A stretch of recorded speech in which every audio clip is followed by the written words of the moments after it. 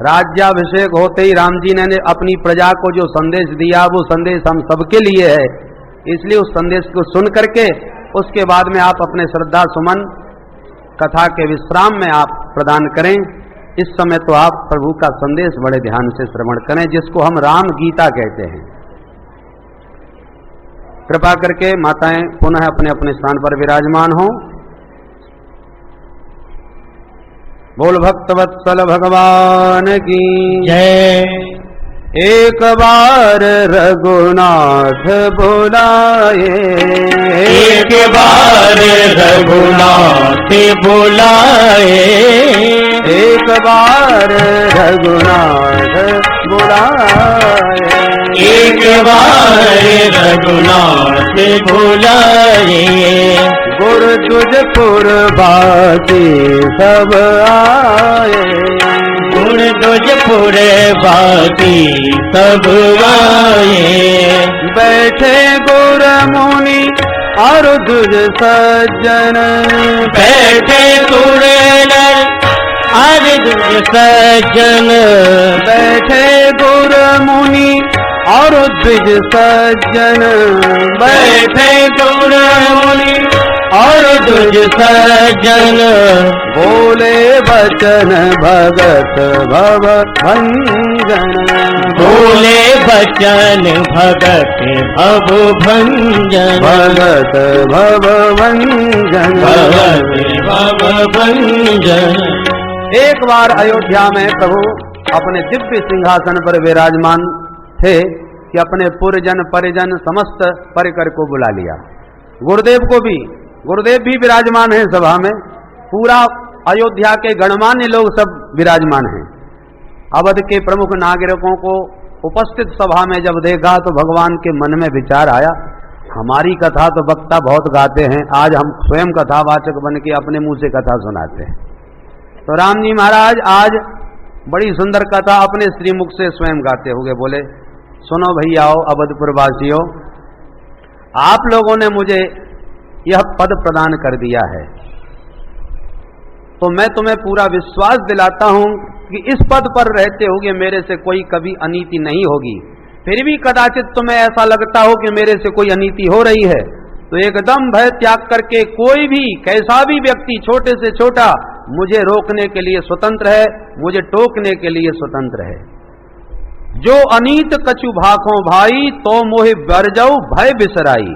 डरने की किसी को आवश्यकता नहीं है, क्योंकि प्रजा के द्वारा नियुक्त राजा का कर्तव्य है वो प्रजा की देखरेख करे, पुत्रवत प्रजा को वात्सल्य देवे, और जैसे पिता से माता से अपने मन की बात पुत्र कहते हैं, ऐसे राजा से निर्भीक होकर के प्रजा को बोलना चाहिए। इसलिए आपको कोई भी अनुचित लगे तो मेरे को निर्भीक होकर बताइए, क्योंकि हम सब मानव हैं। राम जी महाराज हम मनुष्य जीवन की महिमा गा रहे हैं। हम सब मानव हैं और मनुष्य शरीर ऐसा ही नहीं होता।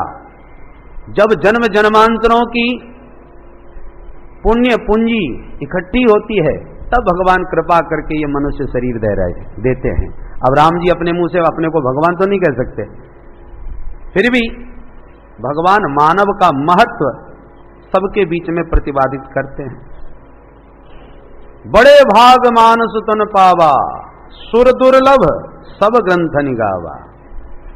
राम जी महाराज मानव जीवन की महिमा गाते हुए कहते हैं, भैयाओ देवता और सदग्रंथ मानव जीवन की महिमा मुक्त कंठ गाते हैं।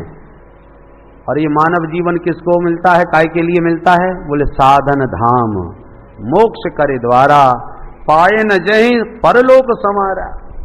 एक अंधा किसी भवन में घुस गया। भवन बहुत विशाल था पर दरवाजा केवल एक था।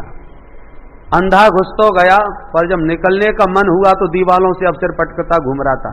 इधर जाए तो दीवाल, उधर जाए तो दीवाल। अब एक दरवाजा कहाँ है समझ में ना आवे। उसने सोचा कि चलो दीवाल का सहारा लेके चलता हूं तो देर सवेर मिल ही जाएगा। वो दीवाल के सहारे चल पड़ा। चलते चलते जो दरवाजे के पास आया कि उसके सिर में खुजली मचने लगी। सो खुजलाता भी गया और चलता भी गया। 4 कदम चला कि दरवाजा छूट गया। अब एक बार चूक हुई तो पूरे भवन का दोबारा उसे फिर चक्कर लगाना पड़ा।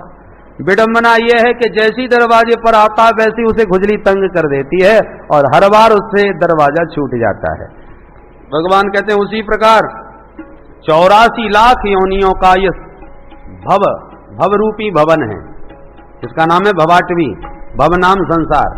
तो ये भव रूपी भवन में है तो बहुत विशाल, और 84 के चक्कर में हम घूम गए, एक के बाद एक न जाने कितने शरीर मिलते कितने जन्म हुए, परंतु इस भवरूपी भवन से बाहर निकलने का एक ही दरवाजा है और वो है मनुष्य शरीर। इस मनुष्य शरीर को जिसने पा लिया समझ लो दरवाजा मिल गया, पर विडंबना यह है कि दरवाजा मिलते ही खुजली परेशान कर देती है, और ये खुजली क्या है, विषय जन्य जो सुख हैं ये खुजली की तरह होते हैं। खुजली को खुजलाने में बड़ा आनंद आता है पर बाद में उतना ही दर्द भी होता है। ये संसार के विषयों की यही हालत है। रसगुल्ला बहुत अच्छा लगा और स्वाद में दो ज्यादा जबरदस्ती से खाए गए, सो अब पेट खराब हो गया, खट्टी डकारें आने लगी, तबीयत खराब हो गई। तो जो सुखद है वही परिणाम में दुखद हो जाता है। संसार के विषय इसी खुजली की तरह समझो, पर जन्म जन्मांतरों के अभ्यास से खुजली का अभ्यास बना हुआ है, खुजली जल्दी जाती नहीं है। हमारे जन्म जन्मांतर से जो विषयों का हमारा अभ्यास बना हुआ है वो देखो, चाहे किसी भी योनि में चले जाओ, विषय भोग करना सब जानते हैं, तो विषयों का अभ्यास तो जन्म जन्मांतर का है, पर ब्रह्मानंद का अभ्यास तो अभी हुआ नहीं। तो मनुष्य शरीर मिला तो ब्रह्मानंद के लिए है, इस भवन के बाहर जाने के लिए दरवाजा तुम्हें मिला है, पर इस दरवाजे पर खड़े होकर के तुम उसी विषयों की खुजली को खुजलाने में ऐसे लग गए कि दरवाजा हाथ से निकल गया और फिर उस भवाटिबी में आप भटक गए। बोलो जय सिया राम। बड़े भाग्य मानुष तुम पावा, अरे बड़े भाग्य से तो दरवाजा मिला, और दरवाजे पर जाकर के भी तुम चूक रहे हो। जल्दी से सावधानी से दरवाजे से बाहर निकल जाओ, क्योंकि साधन धाम मोक्ष कर द्वारा। ये दरवाजा काय का है, बोले मुक्ति का दरवाजा है। बाहर निकल गई सोई भवन का झंझट खत्म। मोक्ष कर द्वारा पाए न जह सुर परलोक सम्हारा। इसको पाकर के भी तुम यदि नहीं निकल पाए भवन से तो जीवन में फिर निकल नहीं पाओगे। बाद में सारी जिंदगी तो विषयों के सुख में गंवा देता है प्राणी, फिर बुढ़ा हो जाता है, तब तमाम दुनिया को दोष देता है। सो परत्र दुख पावई सिर धुन धुन पछताएं, काल हैं कर्म हैं ईश्वर हैं मिथ्या दोष लगाएं। प्राणी स्वयं तो सावधान होता नहीं पहले, और बाद में फिर कभी ईश्वर को दोष देगा, कभी काल को दोष देगा, कभी समय को खराब बताएगा कि बहुत बुरा समय आ गया भैया, समय हमारा बहुत बुरा है, हमारे ग्रह ठीक नहीं चल रहे, ईश्वर ने हमारे साथ बहुत बुरा किया है। अरे दुनिया भर को दोष क्यों देते हो? ईश्वर ने यदि बुरा किया होता तो तुम्हें मनुष्य शरीर ही क्यों दिया होता है? परमात्मा ने तो कृपा करके ये शरीर दिया है, और इस शरीर को भी तुमने विषयों में बर्बाद कर दिया, तो विडंबना तुम्हारी है, ईश्वर की कृपा में कोई कसर नहीं है। श्री भगवान हरि कहते हैं कि जो मनुष्य शरीर पाकर के ही विषयों में डूबे रहते हैं वो यूं समझ लो अमृत दे करके जहर को खरीद रहे हैं। कितना बड़ा घाटे का मूर्खतापूर्ण सौदा कि अमृत दे करके जहर कोई बदले में ले, उससे ज्यादा मूर्ख कौन होगा? तो मनुष्य शरीर पाकर जिससे हम मोक्ष प्राप्त कर सकते हैं, उस मोक्ष की जगह हम विषय प्राप्त कर रहे हैं। तो ये तो साक्षात उसी प्रकार है अमृत दे करके जहर लेना।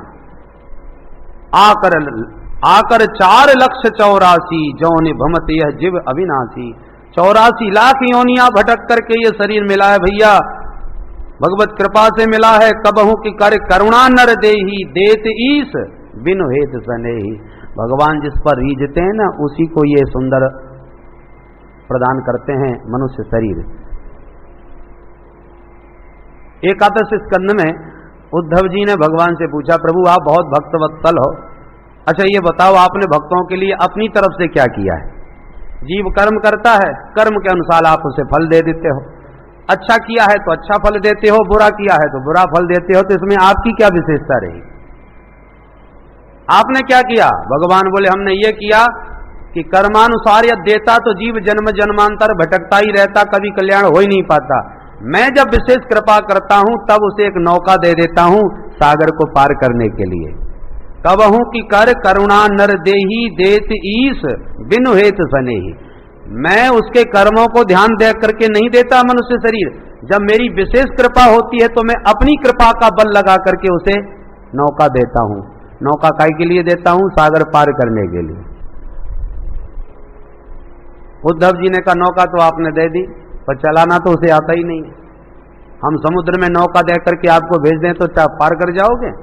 अरे जब तक उसको चलाने की विधि ना आती हो तो बेकार नौका, डूब जाओगे लहरों में।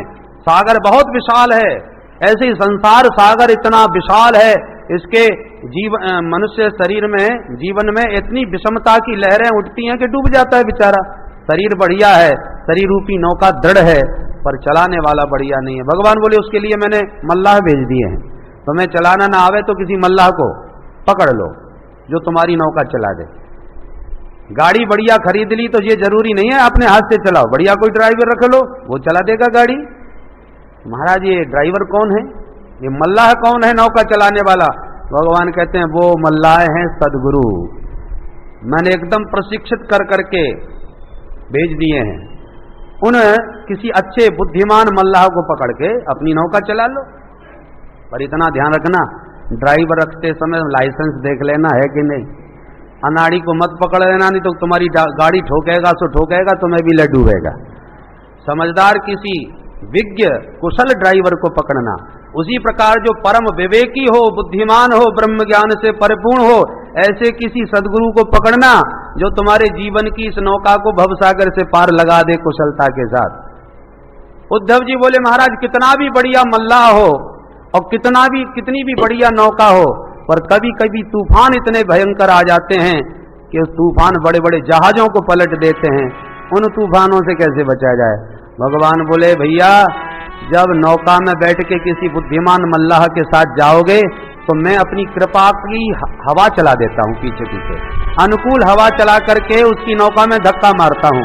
और जैसा मैंने निवेदन किया कि साइकिल पे जाते समय जिस ओर जा रहे हो उधर की ही सामने की हवा चल जाए, उधर को सामने की ओर, तो आपको बिना प्रयास ही आपकी साइकिल मोटरसाइकिल बन जाएगी। तो भगवान भी कहते हैं जीव जब किसी सदगुरु का आश्रय लेकर के भव सागर को पार करने का प्रयास करता है तो मैं अपनी कृपा की अनुकूल हवा चला करके उसकी नौका में सहारा लगा देता हूँ। वो मुझे याद करता जाता है, मैं उस पर दया करता जाता हूँ। याद का उल्टा दया। जीव ने याद किया, मैंने दया करी, अनुकूल हवा बन करके धक्का मार दिया। भगवान कहते हैं जब नौका बढ़िया मिल गई और मल्लाह बढ़िया मिल गया, हवा भी अनुकूल चल रही है, और इतने पर भी यदि तुम नौका से पार न जा सको तो ये तुम्हारा दुर्भाग्य है। इससे बड़ी विडंबना और जीव की क्या हो सकती है? भागवत में तो उद्धव जी से कह रहे हैं यही बात, नृदेह माध्यम सुलभम सुदुर्लभम प्लवम सुकल्पम गुरु कर्णधारम मयानुकूलेन नभस्वते ऋतम पुमान भवाब्धिम न तरेत स आत्महा। ये तो भगवान कृष्ण कह रहे हैं उद्धव से, और राम जी महाराज उसी का अनुवाद देखो यहाँ भी कर रहे हैं।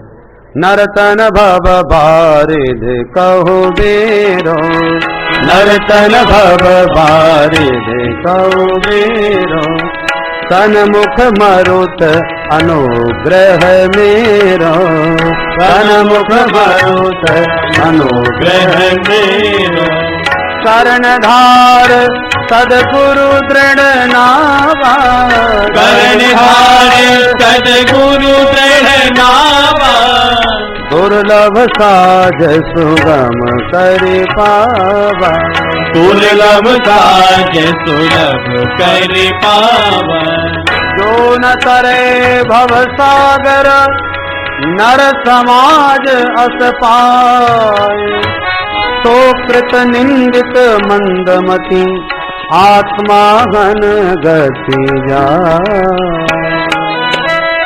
इतने पर भी अब ध्यान दीजिए, मैंने निवेदन किया, भगवान कहने नहीं आएंगे कि हमने कृपा की है। अब आप और हम स्वयं विचार कर लें। मनुष्य शरीर रूपी नौका तो हमें मिली हुई है, एक से एक सिद्ध संत भी आज विराजमान है। थोड़ा समझदारी, बस यही थोड़ी समझदारी की आवश्यकता है। गुरु पूर्णिमा भी आ रही है, सावधानी से किसी अच्छे मल्लाह को पकड़ लो विवेक पूर्वक। ये कभी नहीं कहना चाहिए कि अब संसार में संत रहे कहाँ। संत सर्वदा से हैं और रहेंगे, बस आप जरा सावधानी से आंख खोल करके उन्हें ढूंढने की चेष्टा करो तो मिल जाएंगे। और एक बात ध्यान रखिए, जैसे आप होंगे वैसे ही आपको मिलेंगे।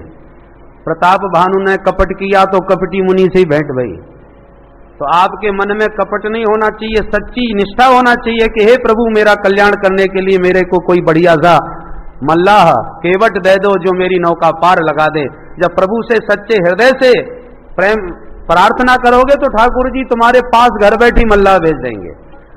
बिनु हरि कृपा मिल ही नहीं संता, कृपा होगी तो संत अवश्य मिल जाएंगे। प्रार्थना करनी चाहिए तो भगवान सब साधन बता दें। तो संत भी हैं, मनुष्य शरीर भी है और अनुकूल हवा भी है। अनुकूल हवा ना चल रही होती तो गंगा तट पर बैठ के राम कथा मंदाकिनी में हम लोग गोता क्यों लगा रहे होते। इसका मतलब ठाकुर जी की कृपामयी अनुकूल हवा भी हमारे जीवन में चल रही है। तो सब प्रकार के साधन हमको सुलभ हो रहे हैं और इसके बाद भी यदि हम इस भववारिध को पार न करें तो सचमुच हमारे जैसा आत्मघाती कोई हो नहीं सकता। सो कृत निंदक मंदमती आत्मा हन गति जाए। इस प्रकार से बड़ी सुंदर भगवान ने मानव जीवन की महिमा गाई जो हम सबको सुलभ है। अतः उसका हम अधिकाधिक लाभ लेने की चेष्टा करें। उत्तरकांड में कथा तो बड़ी दिव्य है।